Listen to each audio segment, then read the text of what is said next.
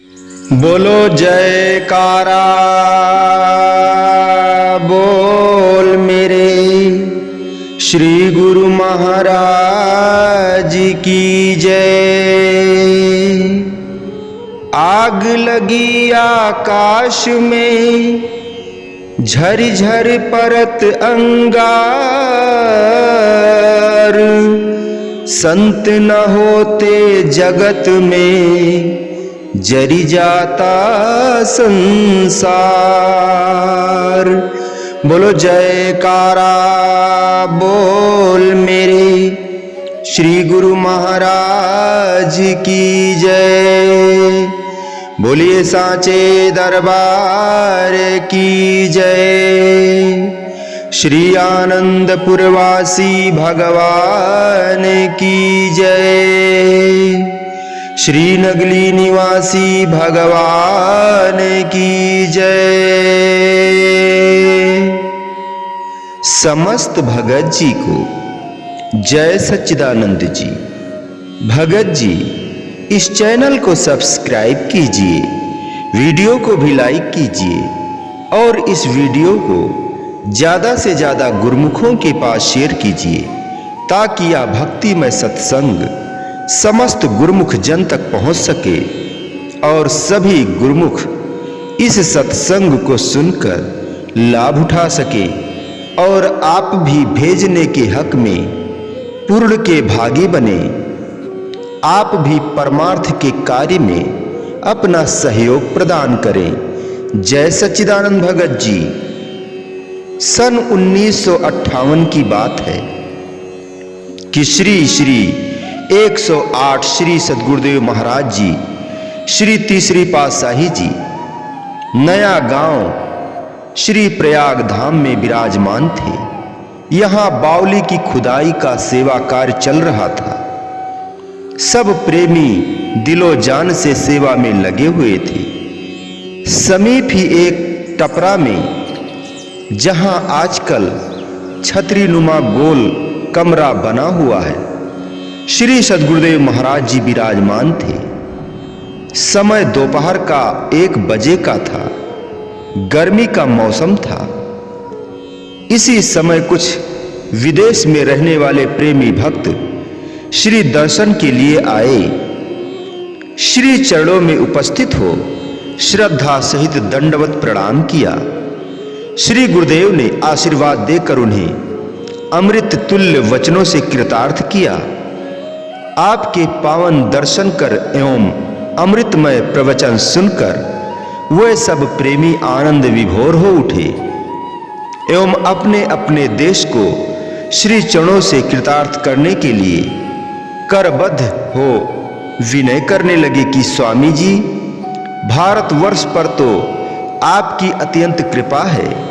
प्रांत प्रांत और नगर नगर में कृपा कर आप प्रेमी जिज्ञासुओं को श्री दर्शन व अमृत प्रवचनों द्वारा सत्य पथ पर लगाकर नाम भक्ति के सच्चे धन से निहाल कर रहे हैं एवं जगह जगह आत्मिक सुख व शांति प्राप्त करने के लिए सत्संग केंद्र बना दिए हैं। क्या हम पर भी कभी ऐसी कृपा होगी?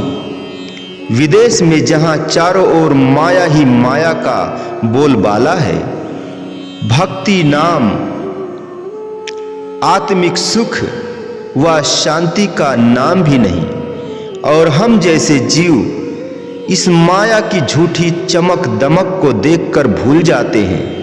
क्या वहां भी कभी आपकी कृपा दृष्टि होगी? हमारे भी कभी भाग्य खुलेंगे? क्या हमारे भी गृह आप अपने चरण कमलों से पवित्र करेंगे? प्रभो, इन देशों में भी कृपा कर अपने पावन दर्शन एवं अमृतुल्य प्रवचनों से इन भूले भटके जीवों को सद्मार्ग दर्शाकर सच्चा सुख व परम शांति प्रदान कीजिए। भक्त जनों की भावना को देखकर, भक्त जनों की भावपूर्ण प्रार्थना सुनकर श्री सद्गुरुदेव महाराज जी ने उन्हें धैर्य देते हुए फरमाया कि हम आपकी श्रद्धा भावना से अति प्रसन्न हैं घबराओ नहीं। आप देख ही रहे हैं कि इस अवस्था में तो हम वहां नहीं जा सकते, क्योंकि उस समय आपकी पवित्र सेहत बहुत ही सुकोमल थी। मगर हम वायदा करते हैं कि समय आने पर स्वस्थ होकर हम आप सबके पास अवश्य आएंगे। यह परमार्थिक कार्य तो धुर दरगाह से हमारे जिम्मे है। हमने श्री आनंदपुर की महिमा और श्री परमहंस अद्वैत मत का संदेश सृष्टि भर में जन जन तक पहुंचाना है। आपकी ऐसी भविष्यवाणी तथा ऐसे सुमधुर वचन सुनकर प्रेमी भक्तजन गदगद हो अपने भाग्य सराहने लगे एवं खुशी में सद्गुरु की महिमा का गुणानुवाद करने लगे। आज हम इन्हीं श्री वचनों को साकार रूप में देख रहे हैं। श्री परम स्वरूप में श्री सद्गुरुदेव महाराज जी अथक परिश्रम करके श्री परमहंस अद्वैत मत का अमर संदेश देश विदेश के कोने कोने में जन जन तक पहुंचा रहे हैं। जगह जगह पर प्रेमी जिज्ञासु आत्माओं के लिए श्री परमहंस अद्वैत मत के सत्संग केंद्र बन गए हैं, जहां पहुंचकर अनगिनत जीव भक्ति नाम और सत्संग से लाभान्वित होकर सच्चे सुख, शांति और आनंद को प्राप्त कर जीवन सफल बना रहे हैं।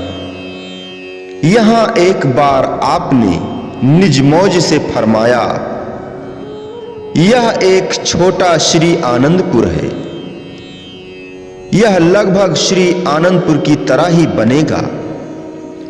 उदाहरणतया श्री मंदिर, तालाब, पार्क, बाग, बगीचे, सत्संग हाल, संगतों के निवास की जगह तथा स्नान के लिए टैंक व लंगर आदि यहां बनेंगे। बिजली व मोटरें भी आपने लगवाई जिससे कि बगीचों व खेतों की सिंचाई की जा सके। आपने उरली कांचन के स्थान को छोड़कर नया गांव को सत्संग का केंद्र बनाया। यहां पर श्री दर्शन के लिए संगतें आने लगी। जब प्रथम बार नया गांव में संगतें आई तो आपने श्री प्रवचन फरमाए, अनुकूल भोजन के सेवन करने से ही शरीर स्वस्थ रह सकता है। भोजन सेहत के लिए खाया जाता है, प्रतिकूल भोजन शरीर को हानि पहुंचाता है। कोई भी वस्तु जो शरीर के अनुकूल नहीं, केवल जिह्वा के स्वाद के लिए खा ली गई हो, उससे हानि ही हानि है, लाभ कुछ भी नहीं होता। इसी तरह कर्म भी जो मनुष्य करता है, मनुष्य को सोचना चाहिए कि अमुक कर्म में जो मैं कर रहा हूं, अमुक कर्म जो मैं कर रहा हूं मेरे अनुकूल है या प्रतिकूल। यदि कर्म अनुकूल नहीं है तो वे भी नुकसान पहुंचा सकते हैं। जैसे प्रतिकूल भोजन मनुष्य को हानि पहुंचा सकता है, इसी तरह से प्रतिकूल कर्म भी मनुष्य को हानि पहुंचाते हैं। यही कारण है कि यह जीव हर समय दुखी और अशांत रहता है। बुरे कर्म करने से यह जीव 84 लाख योनियां खरीद बैठता है। 84 लाख योनियां अपने किए कर्मों का फल है। अतः मनुष्य को पहले से ही सोच समझकर कर्म करने चाहिए। ऐसे कर्म नहीं करने चाहिए जिनका परिणाम दुख, परेशानी, कल्पना और अशांति है। फकीरों का कौल है, अज मुकाफाते अमल गाफिल मशो गंदुम अज गंदुम बिरोयद जो जी जो। अर्थात संतों का कथन है कि ऐ मनुष्य, कर्मों के परिणाम से गाफिल न हो। क्योंकि जैसे गेहूं बोने से गेहूं की फसल मिलती है और जौ के बोने से जौ की फसल पैदा होती है, इसी तरह से जिस प्रकार के कर्म किए जाएंगे उसी के अनुसार ही प्रकृति की ओर से फल मिलेगा। अच्छे कर्मों का फल अच्छा और बुरे कर्मों का फल दुखदाई होगा। इसलिए संत महापुरुष पहले से ही जीव को समझाते व चेतावनी देते हैं कि ऐ मनुष्य, अब भी समय है कि तू सोच समझ कर कर्म कर ताकि बाद में तुझे पश्चाताप ना करना पड़े। अब प्रश्न यह है कि कौन से अच्छे कर्म हैं जिनके करने से मन में शांति पैदा होती है और कौन से कर्म मनुष्य को दुखदाई बनाते हैं जिनके करने से 84 लाख योनियां भोगनी पड़ती है। संत महापुरुषों ने मनमति के अनुसार मोह, माया, अहंता, ईर्ष्या, तृष्णा व वासनाओं के ख्यालों के निमित्त किए गए बुरे कर्म कहे जाते हैं। इनके करने से मनुष्य के मन में मानसिक रोध, आदि, व्याध, उपाध बढ़ जाते हैं और मनुष्य के विचारों में अशांति व क्लेश पैदा करते हैं। कलह, कल्पना बढ़ जाती है। मनुष्य हर समय चिंता की अग्नि में जलता रहता है। इसलिए ऐसे कर्मों के न करने का संत महापुरुष उपदेश देते हैं। संत सद्गुरु की सेवा, सद्गुरु शब्द की कमाई, सत्संग, सबके प्रतिहित की भावना, ये अच्छे कर्म हैं। इन कर्मों के करने से मन में शांति व आनंद की प्राप्ति होती है। इसलिए ऐ जीव, तुम ऐसे कर्म करो जिससे तुम्हारा यह जीवन सुख से व्यतीत हो और मृत्यु के बाद भी तुम्हारी रूह को नरक योनियां न भोगनी पड़े। परंतु मनुष्य अपनी समझ से अच्छे कर्म करने का मार्ग ढूंढ नहीं सकता। इसलिए समय के संत सद्गुरु की संगति में ही इस जीव को भक्ति व ज्ञान का मार्ग मिल सकता है, जिस पर आचरण करने से ही मनुष्य सुख व शांति प्राप्त कर सकता है। इस प्रकार से श्री सद्गुरुदेव महाराज जी ने सन 1957 से 1964 मार्च तक समय समय पर यहाँ पधार कर इस धरती के भाग्य जगाए। प्रत्येक दशहरा पर्व यहाँ मनाया जाता था। प्रत्येक दशहरा पर्व यहाँ मनाया जाता था। इतने समय में भूमि का जितना सुधार हो सकता था करवाया। अत्याधिक समय संगतों, प्रेमियों एवं जिज्ञासुओं को परमार्थ लाभ कराने में लगाया। यहाँ पधारने से हैदराबाद, कल्याण, मुंबई, पूना, औरंगाबाद, शोलापुर, कोल्हापुर, अहमदनगर इत्यादि शहरों के प्रेमियों को अत्यधिक लाभ हुआ। उन्होंने सरलता से भक्ति पथ को अपनाकर आपके आनंदमय श्री अमृत प्रवचनों का रसपान कर मानव जीवन का वास्तविक आनंद प्राप्त किया। सन 1963 में यहाँ श्री सद्गुरुदेव महाराज जी ने मौज अनुसार अंगूरों के लिए गड्ढे खुदवाए। वे गड्ढे इतने पथरीले थे कि जिनसे यह आशा ही नहीं की जा सकती थी कि पौधे यहाँ फल दे सकेंगे। बाहर खेतों से मिट्टी व खाद मंगवाकर इन गड्ढों में डलवाई गई। फिर अक्टूबर 1963 में ही 1-2 पौधे निज कर कमलों से लगाकर अंगूर उद्यान का उद्घाटन किया।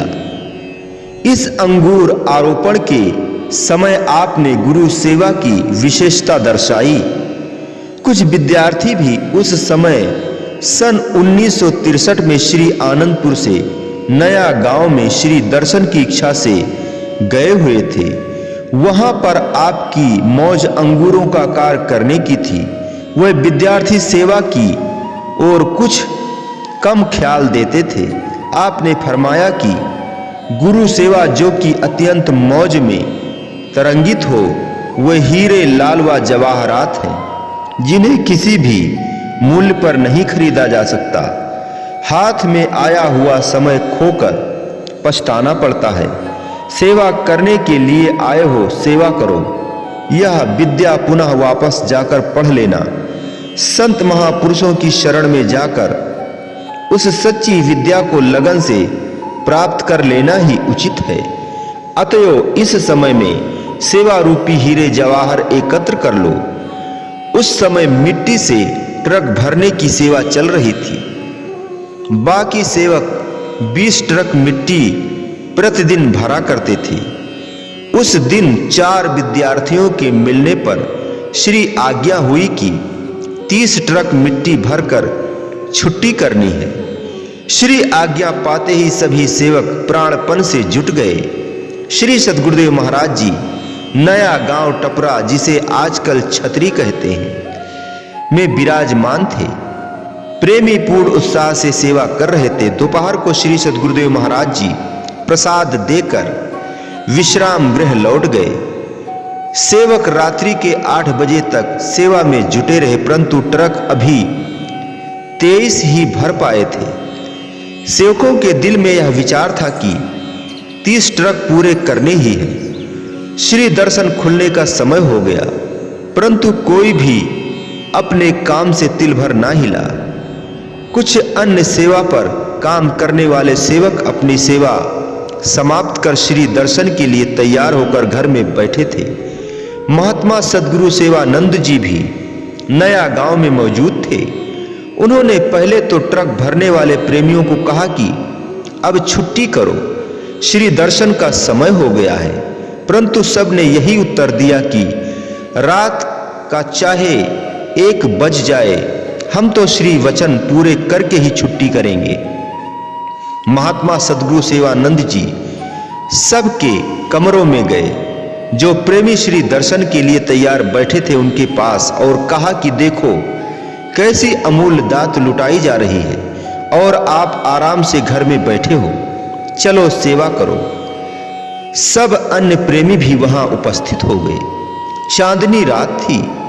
चांद भी इस सेवा में संलग्न हो गया कि कहीं अंधकार हो जाने पर सेवा में बाधा ना आ जाए, कहीं अंधकार हो जाने पर सेवा में बाधा ना आए। एक ओर से ट्रक, दूसरी ओर से ट्राली, तीसरी ओर से डंपर, इस प्रकार के हार्नों ने आकाश को एक नए जय घोष से गूंजित कर दिया। ऐसा लगता था कि मानो गगन मंडल में सितारे और देवतागण भी इस सेवा में उपस्थित होकर लाभ उठा रहे हैं।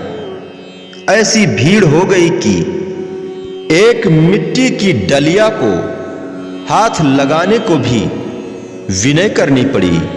कुछ समय में 7 ट्रक भी भर गए और सब काम पूरा हो गया।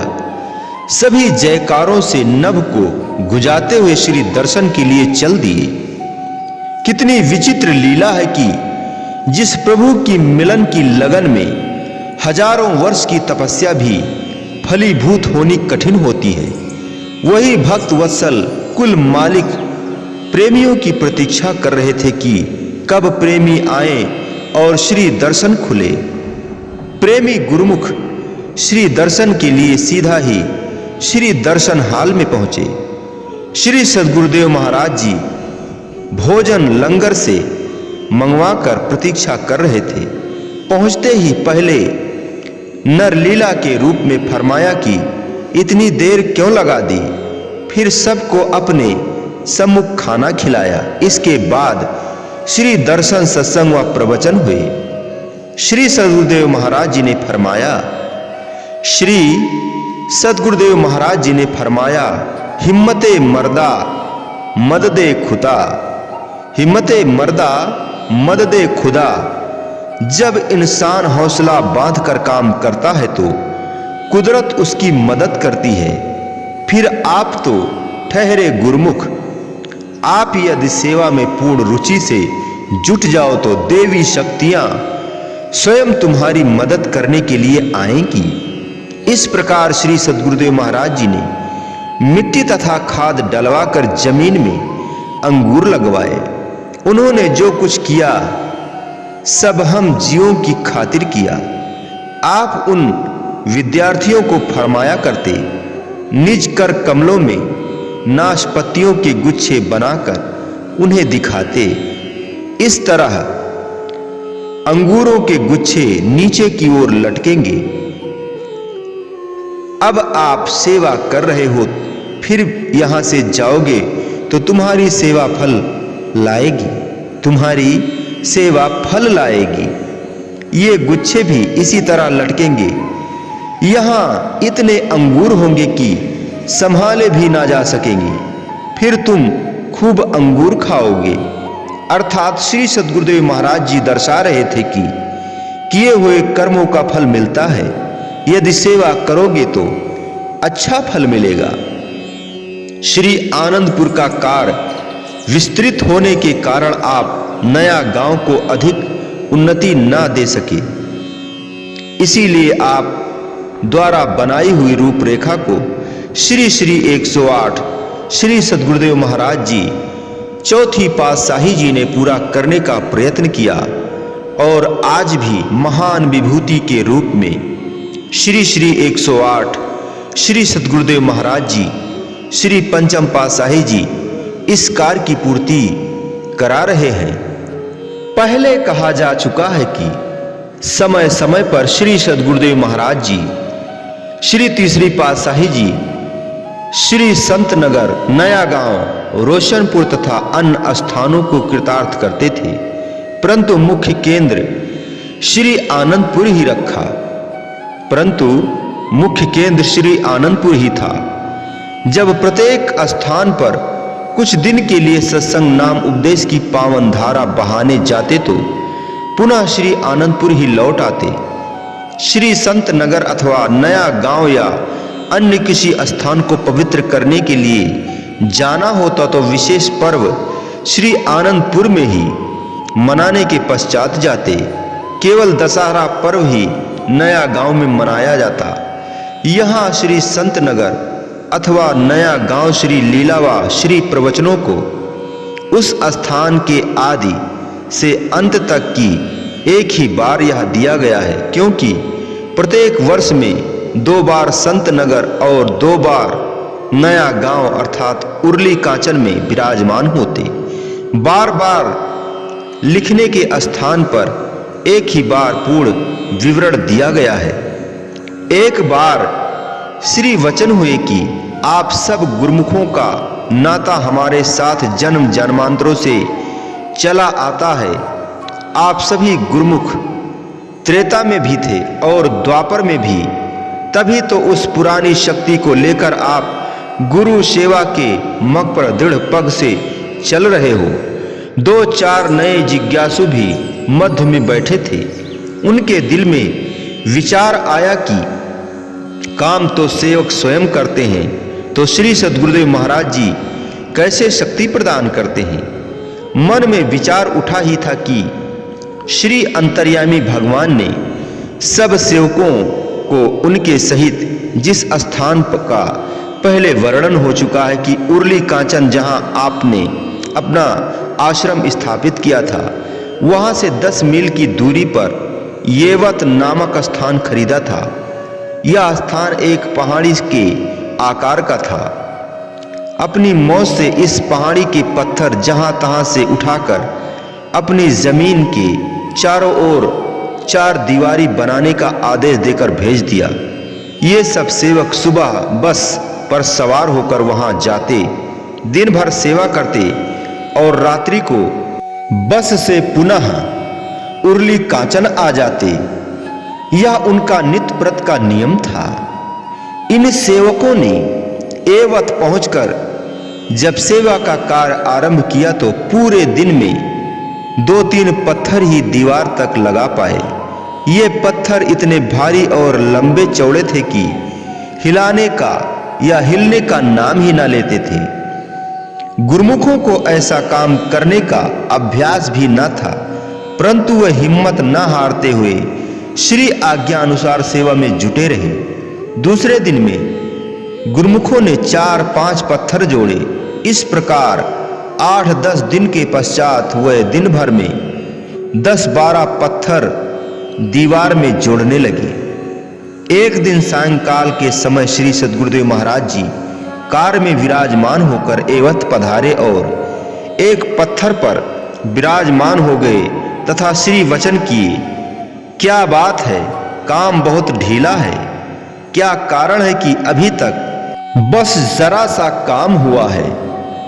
सेवकों ने विनय की, प्रभु पत्थर बहुत भारी हैं, बड़ी कठिनाई से दिन भर में 10-12 पत्थर ही जोड़े जाते हैं। श्री सद्गुरुदेव महाराज जी ने फरमाया, वाह, ये पत्थर तो बेचारे कई जन्मों से आस लगाए प्रतीक्षा कर रहे हैं कि कब गुरुमुखों के हाथे लगे और हमारा कल्याण हो। ये तो आप ही आप जाते हैं, केवल संकेत करने की आवश्यकता है। जब श्री सद्गुरुदेव महाराज जी ने इतने वचन फरमाए तो पड़े हुए वजनदार पत्थर गुरुमुखों के हाथ लगाते ही तेजी से दीवार की ओर बढ़ने लगे। उन जिज्ञासुओं ने यह अद्भुत लीला देखी कि जिन पत्थरों को सभी प्रेमी मिलकर बड़ी कठिनाई से हिला पाते थे, वही पत्थर 2-4 प्रेमी मिलकर आसानी से ले जाने लगे। फलस्वरूप 2 घंटे में 70 पत्थर दीवार में जोड़ दिए गए। फिर भी थकावट का नाम न था। वह जिज्ञासु इस अलौकिक शक्ति को देखकर उस दिन से और भी अधिक श्रद्धा व विश्वास से सेवा करने लगे। उन्होंने कुछ गुरुमुखों से भी अपने मन की शंका का वर्णन किया तथा बताया कि शायद श्री सद्गुरुदेव महाराज जी हमारे लिए ही यह लीला रची होगी। वास्तव में वह पत्थर यही बाट जोह रहे थे कि कब प्रभु आए और उन्हें श्री दर्शन देकर हिलने की सामर्थ्य प्रदान करें।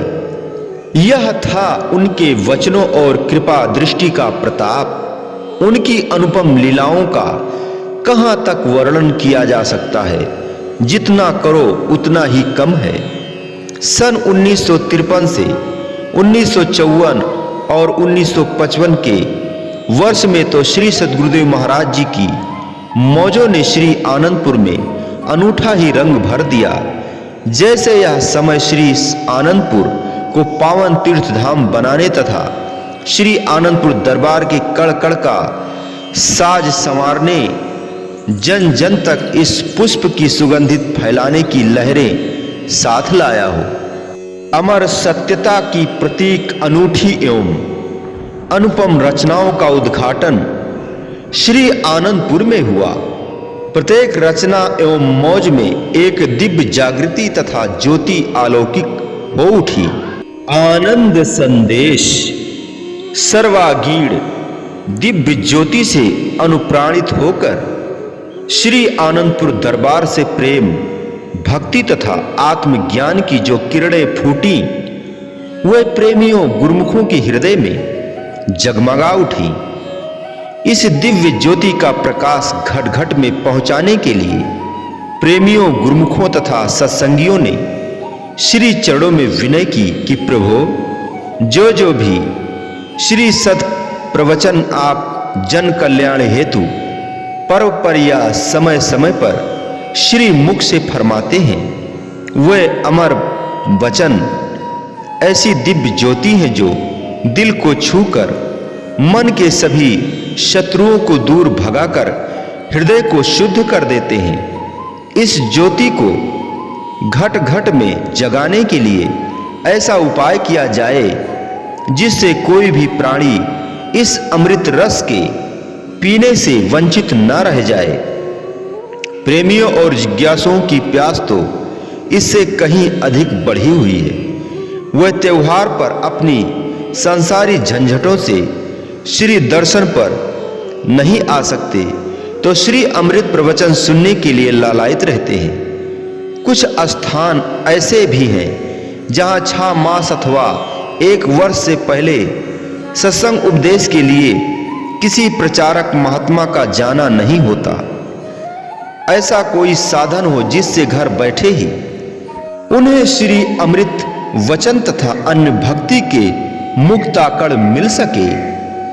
श्री सद्गुरुदेव महाराज जी ने इस बढ़ती हुई मांग को स्वीकार किया।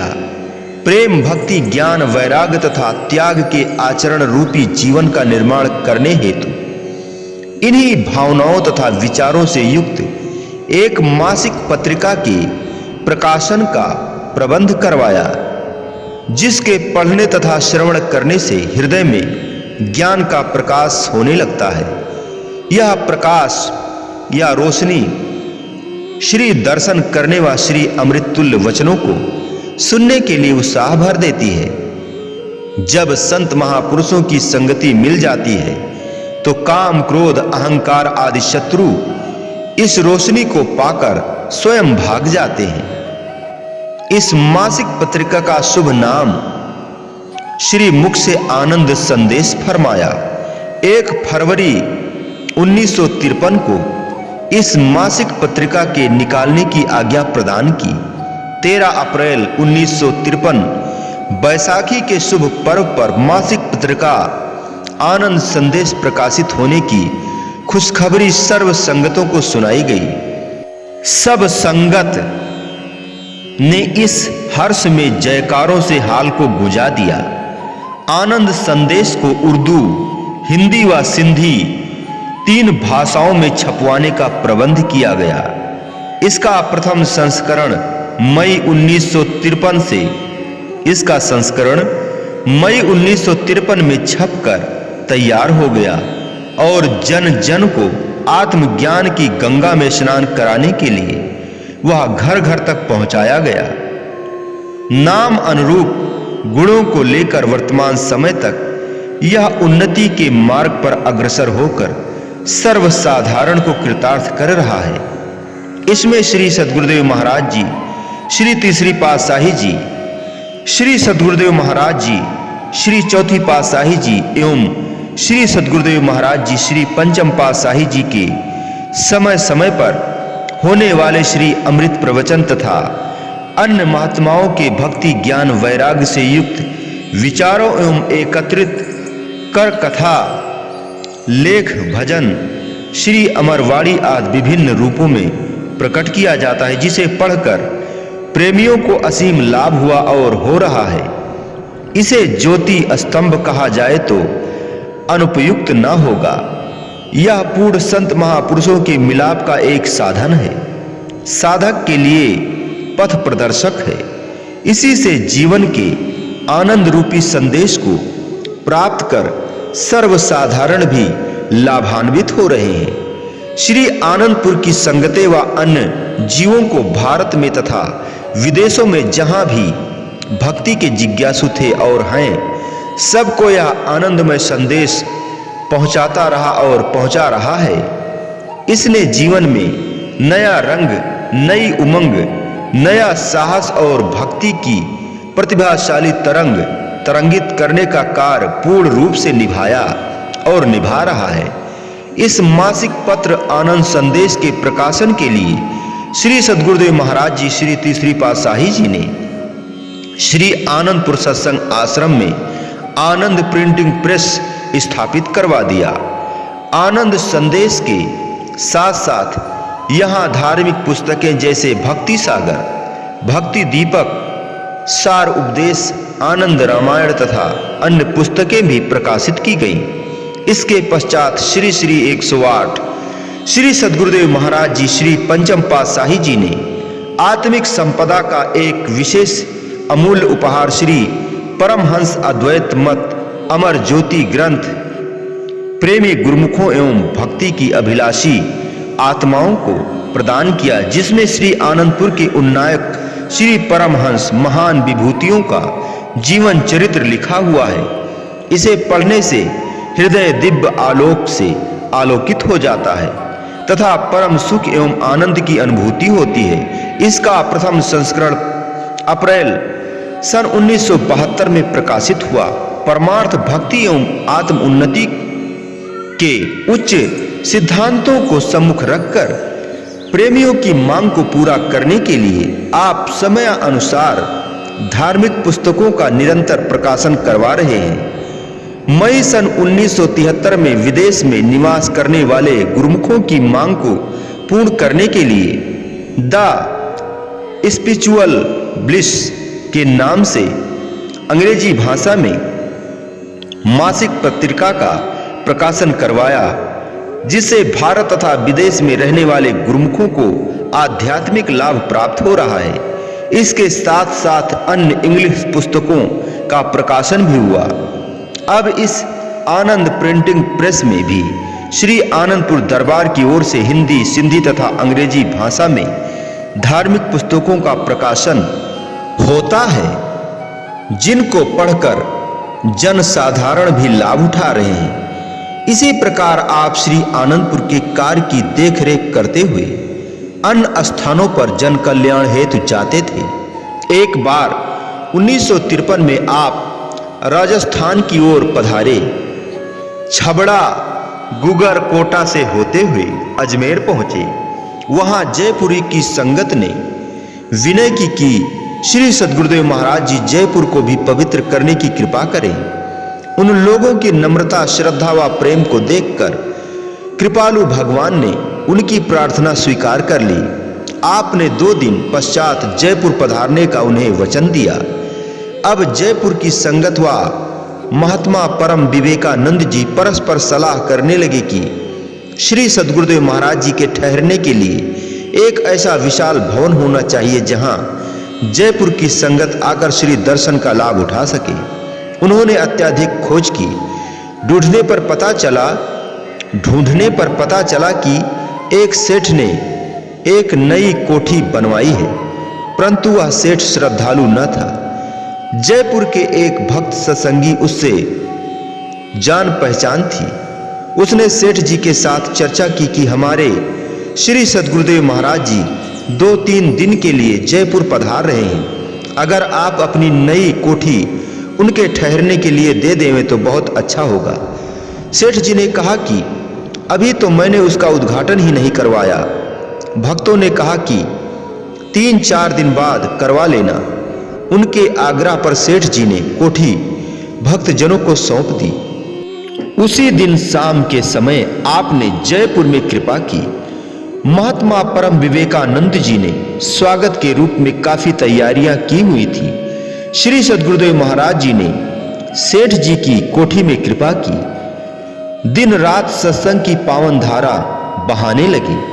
उसी दिन रात्रि समय भक्त लोग उस सेठ को भी श्री दर्शन के लिए बुला कर ले आए। आपके सम्मुख आते ही उसने अपनी तन बदन की सुधि खो दी।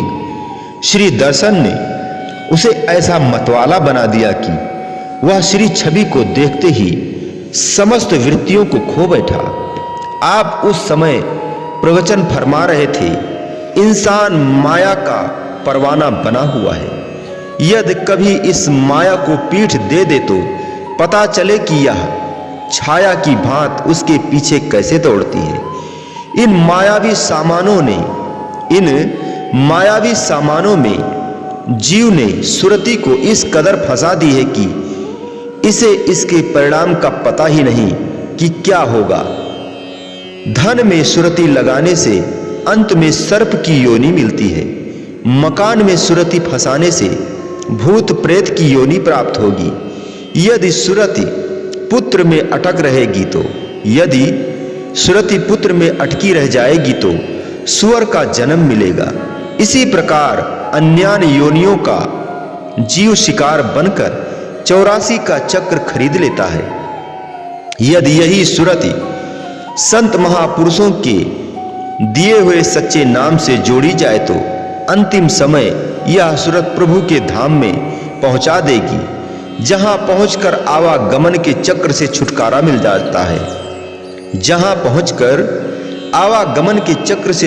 मिल जाता है। परंतु जीव के लिए ऐसा करना कठिन है, क्योंकि जीव के लिए स्वयं ऐसा करना कठिन है।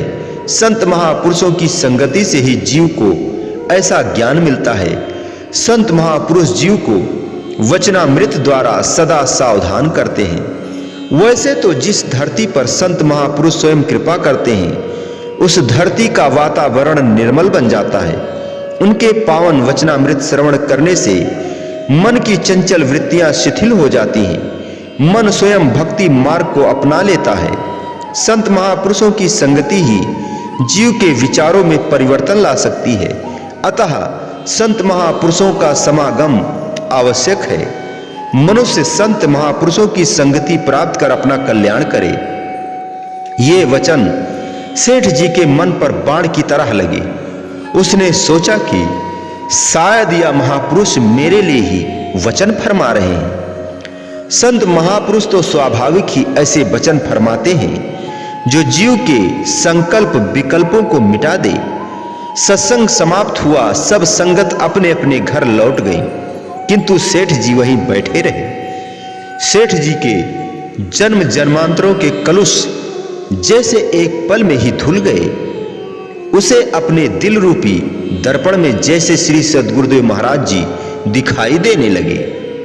संगत के जाने के बाद उसने आपके सुकोमल चरणों में वंदना कर अपने अपराधों की क्षमा मांगी तथा विनय की कि मैंने यहाँ के भक्तों से कहा था कि अभी मैंने अपनी कोठी का उद्घाटन नहीं करवाया। बिना उद्घाटन के कोठी तुम्हें कैसे दे दूं? अब मैं अपना विचार प्रकट करता हूं कि जिन महापुरुषों की वाणियों का पाठ करवाकर मैंने मुहूर्त करवाना था, वह महापुरुष आप साक्षात हमारे घर में पधारे हैं, अथवा जिन देवताओं का पूजन करना था, उन देवताओं के देव आज स्वयं यहाँ कृपा फरमाई है। मेरे जैसा भाग्यशाली कौन होगा? आपके श्री दर्शन के लिए हजारों मील से प्रेमी आते हैं, उनको भी एकांत में इतना समय आपके श्री दर्शन करने का शायद ही नसीब होता होगा जितना मुझे मिल रहा है। आपके श्री दर्शन तथा अमृत वचनों ने मेरा कठोर हृदय मोम की तरह नरम कर दिया है। मैं किस मुख से आपकी महिमा का वर्णन करूं?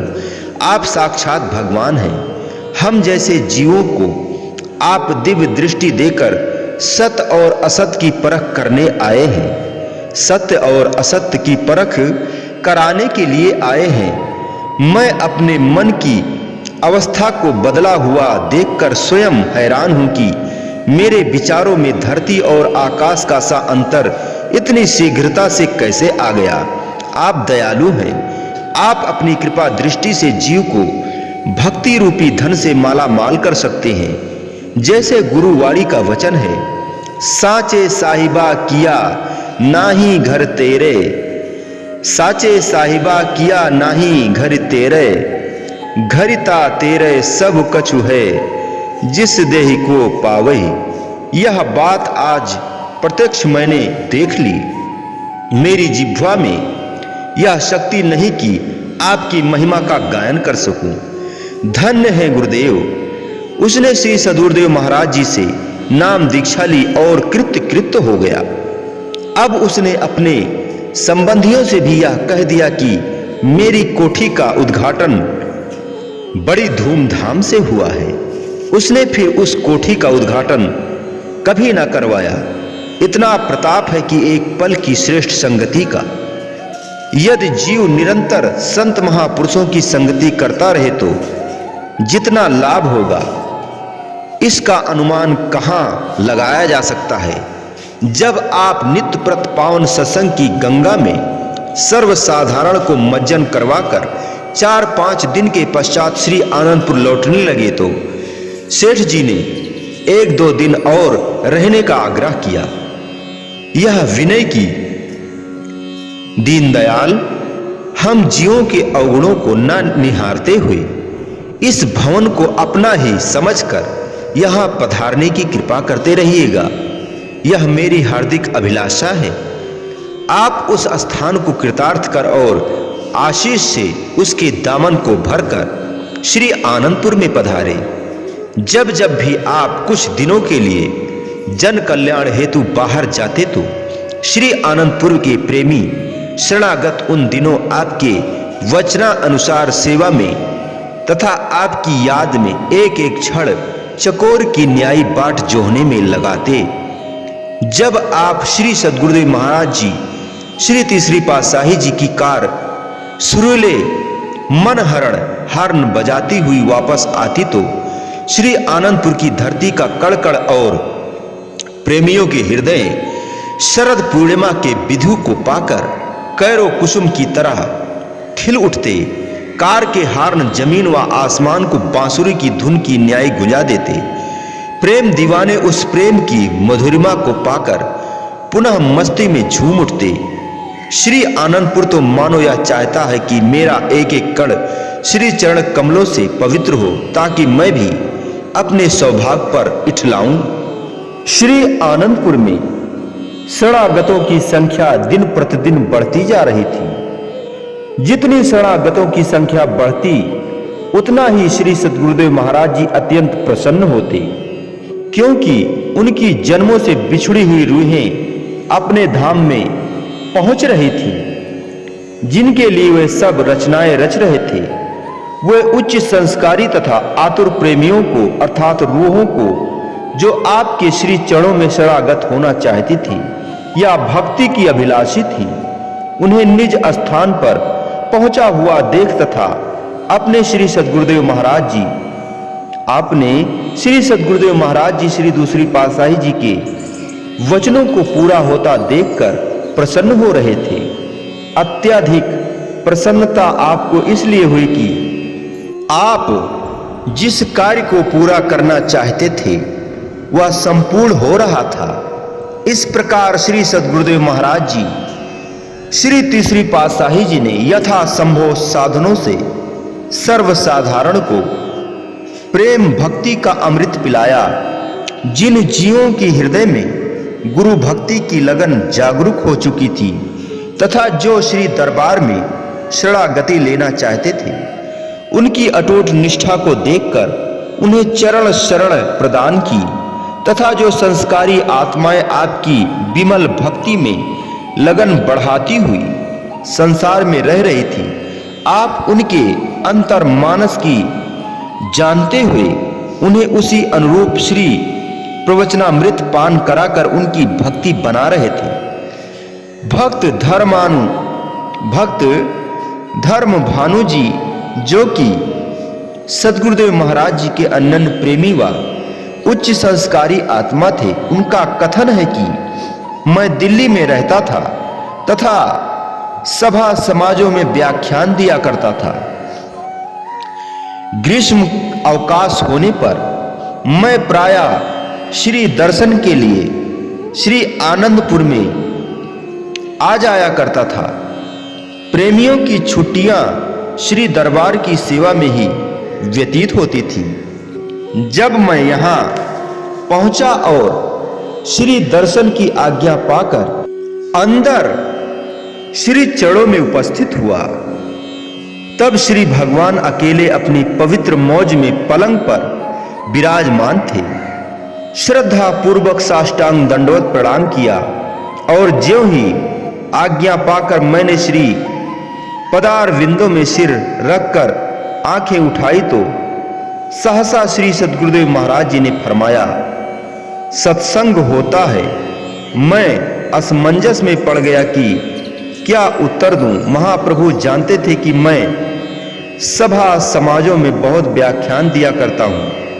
इसी विचार से ही श्री सद्गुरुदेव महाराज जी ने पूछ लिया कि सत्संग होता है। मैं तो यह प्रश्न सुनकर स्तब्ध सा हो गया, मुख से मेरे कोई उत्तर ना निकल सका। इस पर श्री प्रवचन हुए कि सत्संग नहीं होता है, क्योंकि किसी पुस्तक का पाठ कर देने से सत्संग नहीं कहते। पुस्तकों तथा ग्रंथों की बाणी पढ़कर सुनना, उसके अर्थ करना, परंतु उस पर आचरण न करना, इसे सत्संग नहीं कहते। तब महाप्रभु ने बड़ी ही गंभीर मुद्रा धारण की और अत्यंत शांतिपूर्वक समझाने लगे कि सत्संग सद्वस्तु का संग कराना, सत्संग सद्वस्तु का संग कराना, सत से मिलाप हो जाना। सत से मेल कौन कराता है? इन विविध पुस्तकों की पंक्तियों का पाठ करके इन पर चिंतन करो, तब पता चलता है कि ये धर्म ग्रंथ भी यही कहते हैं कि सत वस्तु के संग करने चाहिए। सत का ज्ञान महापुरुषों को होता है, अतः संत महापुरुषों से मिलाप कर सत असत का ज्ञान कराना ही सत्संग होता है। अतः अब सत्संग भी किया करो। इन श्री प्रवचनों में कितना रहस्य छिपा है कि एक तो महापुरुष जीव को असत्य से सत्य की देश की ओर ले जाते हैं, दूसरा आपने स्पष्ट करा दिया कि भक्त धर्म भानु जी केवल महाभारत रामायण का पाठ ही सभा समाजों में ना किया करें, अपितु इनका वास्तविक अर्थ समझाया करें, जिससे अन्य जीव भी इन ग्रंथों के रहस्य को समझकर संत महापुरुषों की संगति प्राप्त करें तथा अपने मानव जीवन का पूर्णतया लाभ उठा सके। इस प्रकार से आपने शरणागतों तथा अन्य प्रेमी जिज्ञासुओं को अपने अपने ढंग से ही लाभ पहुंचाया। शरणागत प्रेमी गुरुमुखों में से कुछ शरणागत साधु वेश ग्रहण करने के लिए बार बार विनय करते। श्री सद्गुरुदेव महाराज जी कुछ अधिकारी गुरुमुखों को साधु वेश प्रदान करते। जब ये साधु वेश लेकर श्री चरणों में पुष्प पत्र आदि भेंट करने के लिए आते तो श्री सद्गुरुदेव महाराज जी अत्यंत हर्षित हो प्रसाद बंटवाते। उनकी खुशी का ठिकाना न रहता। श्री सद्गुरुदेव महाराज जी ने इस साधु श्रेणी में से जो कुछ सत्संग प्रचार के लिए भेज दिया ताकि ये नाम की अमर ज्योति शीघ्र अतिशीघ्र भारत के कोने कोने में फैलाएं। प्रत्येक ग्राम तथा नगर में सत्संग आश्रम निर्माण कराने का आदेश दिया और विशेषकर यह प्रवचन उसी दिन ही फरमाए। जब तक मनुष्य अपना जीवन उन नियमों के सांचे में नहीं ढाल लेता जिन नियमों पर वह दूसरों को चलाना चाहता है, तब तक उसका प्रभाव पूर्ण रूप से दूसरों पर नहीं पड़ता। अपना आचरण ही दूसरों पर प्रभाव डालने के लिए उपदेश की अपेक्षा अत्यधिक प्रभावशाली होता है। अपने आचरण में कमी ही केवल वाचक ज्ञान बनकर रह जाती है, जिसका प्रभाव श्रोताओं पर पूर्ण रूप से नहीं हो सकता। गुरुवाणी में भी कहा गया है, अवर उपदेश आप ना करे, आवत जावत जन्मे मरे। दूसरों को उपदेश देना या केवल दिखावा मात्र काम करना, यह विचार केवल मान बड़ाई और इज्जत के लिए ही होता है कि लोग हमारी पूजा करें। जिन्होंने अमली तौर पर कुर्बानी की होती है, उनका प्रभाव लोगों पर स्वयं ही पड़ता है।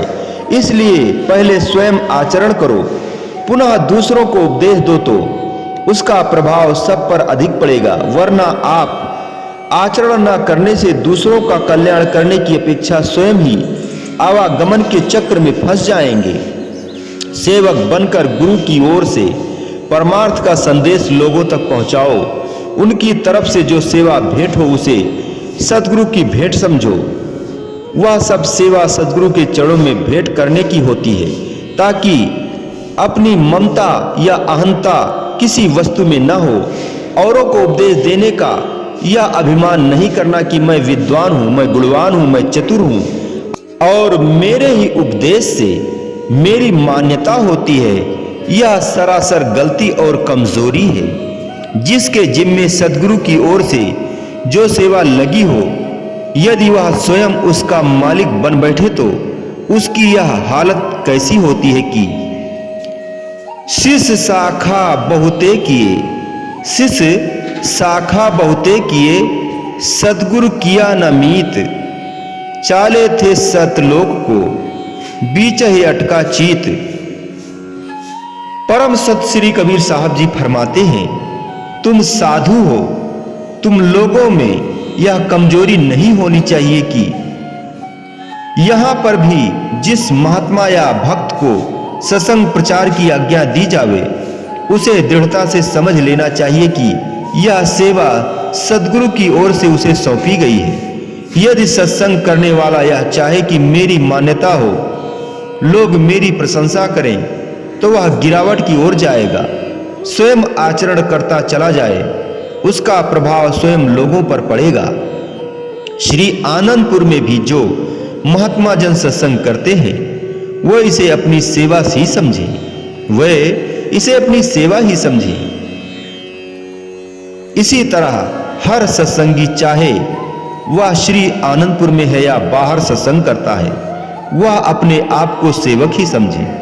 श्रोतागणों को चाहिए कि वह यह समझे कि हमें महापुरुषों के वचन सुनाए जा रहे हैं जिन पर हमें आचरण करना है। ऐसा करने पर दोनों श्रोता और वक्ता श्री सद्गुरुदेव महाराज जी की कृपा के पात्र बनकर अपने जीवन को सफल करेंगे। इस प्रकार से साधु मंडली श्री अमृत प्रवचनों का रसपान कर श्री सद्गुरुदेव महाराज जी के अमर संदेश को जन जन तक पहुंचाने के लिए सेवा में जुट गई। स्थान स्थान पर जाकर आश्रम स्थापित किए। भारत में उत्तर से लेकर दक्षिण तक, पूर्व से लेकर पश्चिम तक अमृत को उड़ेला।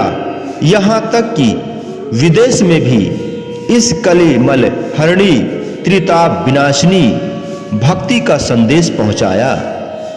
श्री आनंदपुर ट्रस्ट श्री 108 श्री सद्गुरुदेव महाराज जी श्री तीसरी पातशाही जी ने एक महत्वपूर्ण कार्य यह किया कि अपने शरणागतों की व भक्तों की श्रद्धा भक्ति पूर्वक भेंट की हुई चल व अचल संपत्ति की रक्षा के लिए दिनांक 22 अप्रैल सन 1954 ईस्वी तद अनुसार 10 वैशाख संवत 2011 विक्रमी को श्री आनंदपुर ट्रस्ट के नाम से एक संस्था की स्थापना की। एक संस्था की स्थापना की जिसमें शरणागतों, महात्माओं, भक्तों व सेवकों के पालन पोषण, देख रेख तथा सुरक्षा के संपूर्ण अधिकार एक ट्रस्टी समिति को सौंप दिए गए। इस ट्रस्टी समिति अथवा बोर्ड ऑफ ट्रस्टीज के सदस्य कुछ महात्मा जन तथा कुछ भक्त जन हैं जिनकी पूर्ण संख्या 36 है। इस ट्रस्ट के मुख्य उद्देश्य निम्नलिखित हैं। प्रथम है श्री परमहंस अद्वैत मत के सिद्धांतों को निष्ठापूर्वक जन जन तक पहुंचाना। दूसरा है भक्ति पथ पर चलने वाले जिज्ञासुओं की आत्मिक उन्नति व मन शांति के लिए भजन अभ्यास तथा सत्संग आदि के विशेष कार्यक्रमों का आयोजन करना। तीसरा है जन साधारण को मानुष जन्म के लक्ष्य का बोध कराना तथा आध्यात्मिक लाभ पहुंचाना। चौथा है आश्रम की चल व अचल संपत्ति की सुरक्षा करना। पांचवा है आश्रम के अस्थायी निवासियों के शारीरिक निर्वाह हेतु भोजन, वस्त्र, आवास गृह आदि का उचित प्रबंध करना। छठवां है आश्रम में आने वाले दर्शनार्थियों की सुविधा के लिए आवास गृह एवं भोजन आदि का निःशुल्क प्रबंध कराना। सातवां है आश्रम वासी व समीपवर्ती लोगों की सुविधा के लिए आधुनिक धर्मार्थ चिकित्सालय एवं पाठशाला स्थापन करना। आठवां है स्वाध्याय के लिए धार्मिक पुस्तकों का प्रकाशन करना। इन सब उद्देश्यों की पूर्ति श्री आनंदपुर ट्रस्ट द्वारा अत्यंत सुचारू रूप से की जा रही है। आनंद भवन शिमला आपकी मौज कई मौजों का भंडार थी। आपने क्या क्या किया और क्या करना चाहते थे इसका अनुमान लगाना कठिन है। एकांत व शांत वातावरण आपको अत्यधिक प्रिय था। श्री आनंदपुर का कण कण आपके चरण स्पर्श करने के लिए लालायित था कि श्री सद्गुरुदेव महाराज जी अपनी कृपा दृष्टि से हमारे भी भाग्य जगाएं। अतः सन 1955 ईस्वी में आबादी के उत्तर पूर्वी भाग में एक ऊंची पहाड़ी ने श्री चरणों में सौभाग्यवती बनने की विनय की। श्री सद्गुरुदेव महाराज जी कुछ महात्मा व भक्त जनों सहित यहाँ पधारे। पहाड़ी को ऊपरी सिरे से कटवाना आरंभ करवाया। यहाँ पर कुछ महात्मा जन, प्रेमी भक्त व प्रेमी जिज्ञासु इस सेवा में सम्मिलित होते और रात्रि को कुछ एक को छोड़कर वापस घर लौट आते। इसी समय में जबकि आनंद भवन शिमला को आबाद किया जा रहा था, एक बार श्री सद्गुरुदेव महाराज जी वहां महुआ के पेड़ के नीचे पलंग पर विराजमान थे। 2-4 सेवक समीप की फुलवाड़ी में सेवा कर रहे थे। 2 निजी सेवक श्री चरणों में बैठकर पुस्तक सुना रहे थे। नीचे वाली मंजिल जहां सेवा का कार्य हो रहा था, पहाड़ी को एक सिरे से काटकर बुनियाद खोदी जा रही थी। एक ओर तो ऊंची पहाड़ी थी और दूसरी तरफ एक खड्डा था। खुदाई होते हुए पहाड़ी में दरार पड़ गई और एकदम ही पहाड़ी का एक भाग नीचे आ गया। धमाके की आवाज होते ही श्री सद्गुरुदेव महाराज जी ने एकदम नंगे पांव ही वहां शीघ्रता से कृपा की। उनके पीछे पीछे सेवक भी भागते चले आए। खुदाई की सेवा करने वाली संगत आश्चर्यचकित एक ओर खड़ी थी। श्री सद्गुरुदेव महाराज जी ने पूछा, कोई नीचे तो नहीं आ गया? जांच पड़ताल करने पर मालूम हुआ कि एक भक्त कम है। श्री सद्गुरुदेव महाराज जी संकेत से मिट्टी हटाई और उसे बाहर निकाला गया। मिट्टी हटाने पर देखा गया कि वह भक्त बेहोश था। पहाड़ी का इतना भाग नीचे गिरने पर भी उसे कोई चोट नहीं आई। कुछ समय के पश्चात वह भक्त होश में आया। उस भक्त के पूछने पर उसने बताया कि जब पहाड़ी मेरे ऊपर गिरी तो श्री सद्गुरुदेव महाराज जी भागते हुए आए और उन्होंने मुझे अपनी गोद में ले लिया। उसके बाद मुझे कुछ पता ना चला। बाद में होश आने पर उसने श्री सद्गुरुदेव महाराज जी के श्री चरणों में दंडवत प्रणाम कर विनय की, आपको मेरे लिए बहुत कष्ट उठाना पड़ा। सब संगत प्रसन्नता में जयकारे बोलने लगी। सब संगत ने उस समय कहा कि धन्य है श्री सद्गुरुदेव महाराज जी जो सदा अपने भक्तों की रक्षा करते हैं। इसी पहाड़ी के एक ओर से चढ़ने के लिए ढलान तथा मार्ग और दूसरी ओर से सीढ़ियां बनवाई। इस प्रकार से यहां एक रमणीक स्थान बन गया। इसी शिमला पहाड़ी की सेवा के मध्य में आपने कई बार मुख से प्रवचन फरमाए कि जिन्हें श्रवण कर संस्कारी आत्माओं में गुरु भक्ति व सेवा के लिए अत्यधिक लगन जागृत हुई। एक बार श्री सद्गुरुदेव महाराज जी पहाड़ी पर विराजमान थे। भक्त धर्म भानु जी श्री चरणों में खड़े थे। श्री पवित्र वचन हुए कि संत महापुरुष सूर्य के समान इस धराधाम पर अवतरित होते हैं। जैसे सूर्य पृथ्वी के जल को नदी, सरोवरों, नालों और कीच तक के पानी को अपनी किरणों से सोख लेता है, इतना ही नहीं समुद्र के खारे पानी को भी अपनी प्रखर रश्मियों से आकर्षित करके उसे मधुर बनाकर मेघों के रूप में पुनः भूमंडल पर बरसा देता है। ऐसे ही संत महापुरुष भी श्रद्धालु जीवों के अंतःकरण में जितने भी विकार हैं, अवगुण हैं अथवा माया के मलिन संस्कारों की परतें जमी होती हैं, उन्हें गुप्त रूप से धीरे धीरे शुष्क करते रहते हैं। उनके स्थान पर भक्ति, प्रेम, त्याग, वैराग्य और क्षमा, दया, अहिंसा, सत्य इत्यादि सद्गुणों का प्रकाश अपने सेवकों के हृदय भवन में कर देते हैं। जिस प्रकार से सूर्य अपना सारा कार्य मौन भाव से करता है, उसे किसी से भी राग द्वेष नहीं होता, इसी प्रकार संत सद्गुरु भी समदर्शी होकर मनुष्य मात्र का परम कल्याण करते हैं। जीव अल्प बुद्धि होने से इसे नहीं जान पाते कि हमारा कितना सुधार हो रहा है। भगत जी ने इन श्री प्रवचनों को श्रवण किया।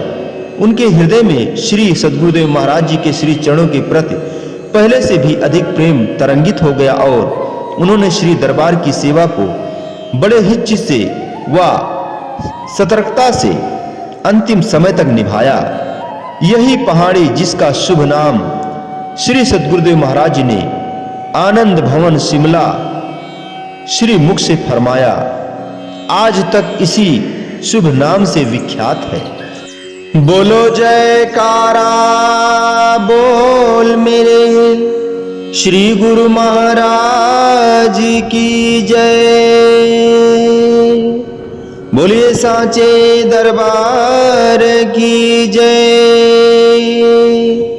श्री प्रथम पातशाही भगवान की जय। श्री द्वितीय पातशाही श्री नगली निवासी भगवान की जय। श्री तृतीय पातशाही श्री आनंदपुरवासी भगवान की जय। श्री चतुर्थ पातशाही श्री आनंदपुरवासी भगवान की जय। श्री पंचम पातशाही श्री आनंदपुरवासी भगवान की जय। श्री छठी पातशाही श्री आनंदपुरवासी भगवान की जय। सर्व संत महात्मा की जय। समस्त भगत जी को जय सच्चिदानंद जी।